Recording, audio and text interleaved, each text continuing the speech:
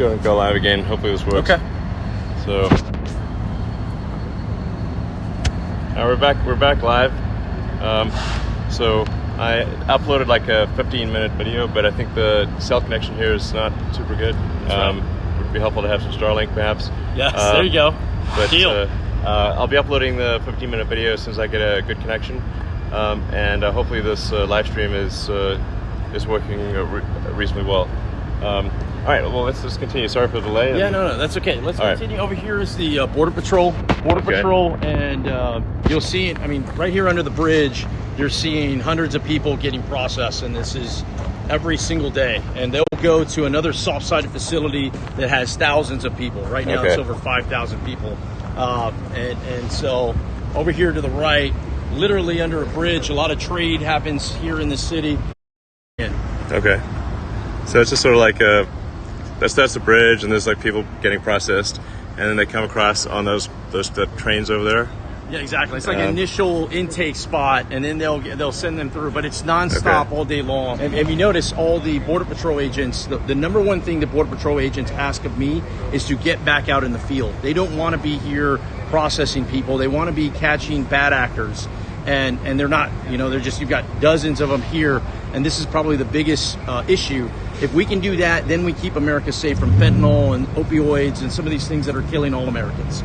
Okay, just to go over some of the numbers that we talked about in the video that I'll upload later. There's roughly, and correct me if I'm wrong, about 2.5 million processed illegals per year. And then it's somewhat debatable how many are sort of unprocessed, but maybe it's like in total, maybe 4 or 5 million illegal immigrants per year. This number is also has reached all-time highs. All-time highs, and is continuing to increase. Yes. And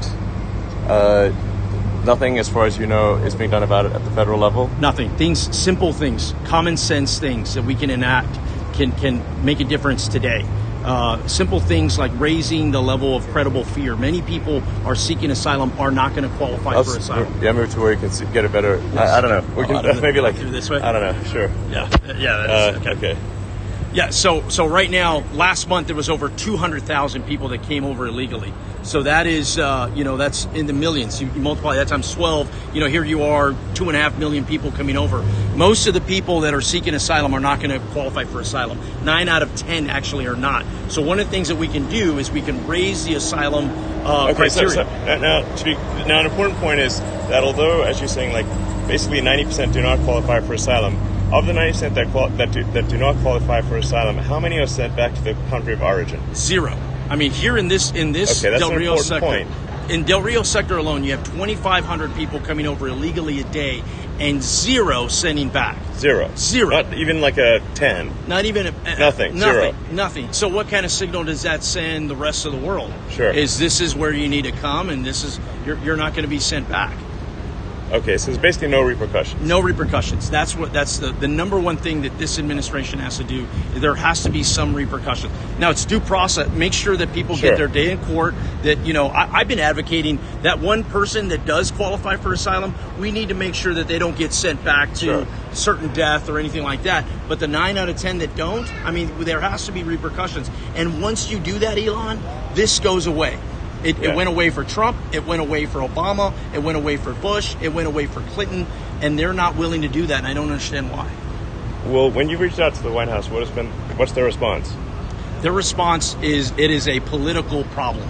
It is not. What does that mean? They think it's just the Republicans are blaming the Democrats. Democrats are blaming the Republicans. And they think it's not real. Or something? It's not real. It's a political problem. Honestly, what's working the most is these mayors from these cities. They're all many times Democrat mayors. Mayor of New York, in fact. Mayor of New York, the governor of New York. Governor, exactly. El Paso, the mayor of El Paso. These places, anything that this crisis. It's not a partisan issue, is what it's not. It's not. It's a policy issue. Yeah. It's a policy issue, and we can be humane, and we can be all these things, and we can protect those that qualify for asylum, but we also need to have repercussions for people that don't. Sure, exactly. And I mean, we're in this absurd situation where the vast majority of people are not in fact asylum seekers. You can actually read on Google in any language you want what are the magic words you need to say. Yes. And then you're automatically in the asylum sort of queue, which takes several years before you actually see anyone. And then even if you do see one, even if you are denied, you're not deported. Exactly. And once you do that, all that does is attract more people to come over illegally. And ultimately, it undermines those that are trying to do it legally. Yeah, absolutely. Imagine to be clear, like, we're both very much in favor of expanded legal immigration. I think anyone who is hardworking and honest should be, and is really going to add to, be a net addition to the economy. I think we should let them in. Yes. But I mean, what we're seeing here are, in some cases, some pretty extreme individuals coming through. Sure. Obviously, not suggesting everyone is like this, but you're talking about, a guy who came through who had face tattoos, including tears. Yes. Tattooed on his face. Yes. The tear, when somebody tattoos a tear, it means that they have murdered someone. Yeah. And they are so proud of having murdered someone that they tattoo one tear on their face for every person that they kill. Is that correct? That's exactly right. I mean, these are and this people, person just claimed asylum. And we just let them in. We let them in. Get ahead of serial murderer. Exactly. Who is proud of their murders. Yes. This is insane. The other piece of it too is many of these people are coming from Central and South America, where culturally it is not acceptable to have tattoos at all. Period. Right. So it's a big deal. It's a big deal to have a tattoo. It's an even bigger deal to have a neck tattoo and a face tattoo. That means it's almost certain that you are culturally unacceptable wherever you came from. So there's a lot of red flags issues that are glaring. These are people that nobody should want in their communities. I mean, I'm talking bad actors. I'm talking people. Yeah, it's safe to say that if somebody is a multiple murderer and proud of it and tattooed it on the face, they're unrepentant, to say the least. Yes. It's not like they try to get the tattoo removed. Right. The most likely, if they were murdering people somewhere else and proud of it, they will continue in that tradition. That's exactly right. Yeah. I was in West Texas, 300 miles from the border in my district, and there was a sheriff that told me a story where two folks had come over illegally from Cuba, and they were working in the oil and gas industry. They're making money, and they were going to go buy a truck and basically start a company of their own. And the plan was both of you put $30,000 to go buy this truck. They're friends. They come together. The one friend shows his $30,000, and the other friend murders him. Takes his money, dismembers his body, spreads it everywhere, and that's a friend. I mean, what I'm getting at is... I would say that's not much of a friend. That's not much of a friend. No. But you don't know. If you're willing to do that to somebody... It's like full Breaking Bad situation. Exactly. You just don't know. And that's what... People are scared. People in American citizens are scared. They just don't feel safe. They don't know who these people are. They don't want to assume, but they also don't want to not assume. They have children. It's a safety issue. Okay, and not only is there no end in sight, but this issue is accelerating rapidly. Yes, and it's getting worse. The many people that are coming over now, before they would have someone in the United States to go to, or they would have money. The folks that are coming over now are impoverished. They have no money, and they have nowhere to go. Okay. So they're trying to scrape together some money to take a bus trip to the next destination, if you will. It's a bad situation all the way around, and a large part of it is because the administration is attracting these folks to come, knowing full well they're not going to have any of it's a dead-end road that they're going down. This sounds like complete madness. It is. Okay. Imagine if you have to live it every day. Well, not only is it getting mad, it's becoming normal. That is what I worry about the most. Normalizing insanity. That is why we're living in a clown world here. Coming down was so important to go, does this look normal to you? Does any of this look normal?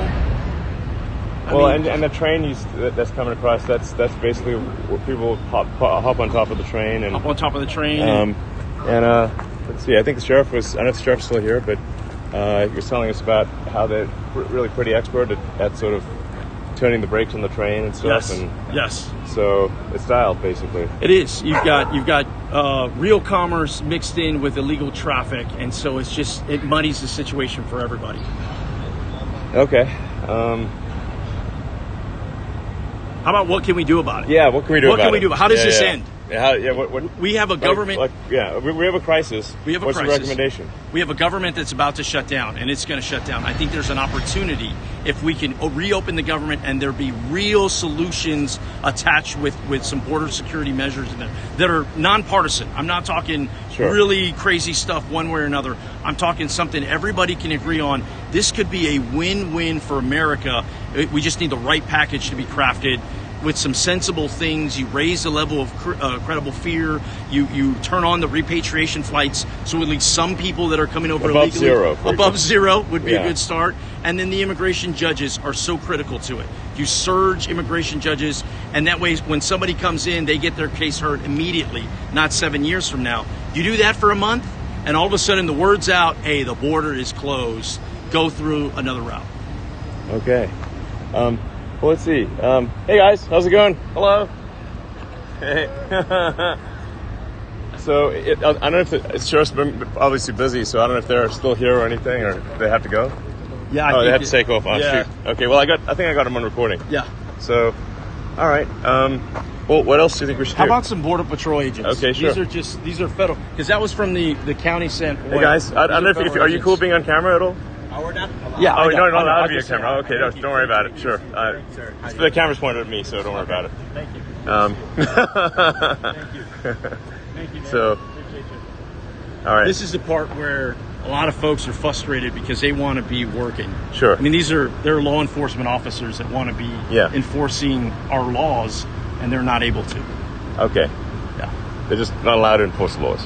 No. This is their new normal, and that is not a long-term winning strategy for a positive part of the Border Patrol, Customs and Border Protection. Okay. Well, anyone else who think we can talk to? I think we've. Are we good? Let's walk a little bit further down this way. I think the part that's just brief is this is a golf course. Okay. I mean, so to the left you have a golf course, an actual functioning golf course. Sure. And to the right you have a processing center, a mobile processing center. Okay. The other piece of it too is the transportation. Like, how does this all work? Yeah. Well, you got to have water, you got to have food, you got to have vehicle, buses. None of that is free. Somebody has to pay for that, and who's paying for it is oftentimes the mayor or the county or Border Patrol agents or Border Customs and Border Protection is paying for buses instead of something else. Okay. So these people are all waiting to get processed, right? People right here. And then, sure. So, hey guys, how's it going? This is the shot right here. Okay, look at this. These people, you see how orderly it is? Yeah, I mean, it's very orderly. So it's like an orderly, chaotic, unruly event that's happening. Okay. And it's wrong. It's wrong for everybody involved. Sure. And we're not talking one or two people. We're talking thousands of people every day. Thousands of people every day, yeah. All right. Oh, well. Okay, I'm going to end the live stream now.